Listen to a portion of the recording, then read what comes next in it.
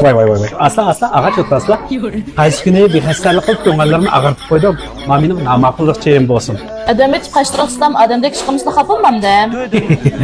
Shu qarsam ko'ksi qonunlar xil cho'ng-cho'ng ekanlar.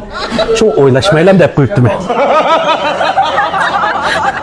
Qarslar, ağan ay yaxshi baqsa, yiginishganda ko'ksqani cho'ng xotin bo'ldi ekan.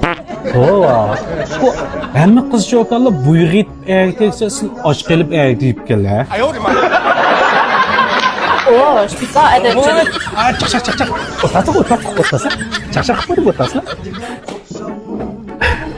Çak. Bu sizga naq gapim desam-chu, sizning shu bir cho'mpan qilish planim bor. Qana deylar? Manda. Xabarlarda va men andimni film ishlab to'g'ri taqdim va vanqul desizlar. Agar hal desizlar, sizlarni gachchid ekran tashab 4-5 kunda cho'mpan qilib qo'ymay emasmi? Ne? Bu vanxon cho'lpan deganing ya yiqimliq ovozi ya yarishimliq shizayas bo'lmamdi. Ko'p o'ylab taqsizlar. Shamol yig'izda cho'shqin osmonni parvoz qildi deydigan gap bor. Agar ma'qul deb gachchid peshimga yasab fursatni ching tutsizlar, 4-5 kundan sizni cho'mpan qilib yutmay emasmi? Yey, anda karametr bo'lsa, gaplarni anglab boshlagan yo'llarga mangmen. Hep belli, meşallarımızın deyme emasmi?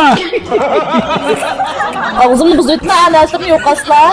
Bu yana xapab qoldiq-ku. Shaydigan ananasini yap adam qo'qasini xapilmamda. Voy shu bir qimmat bir pulga olibdi-ekanman. Bo'lmasa, sil mendan qo'rqmagankin meni o'rnimda sil yemliya.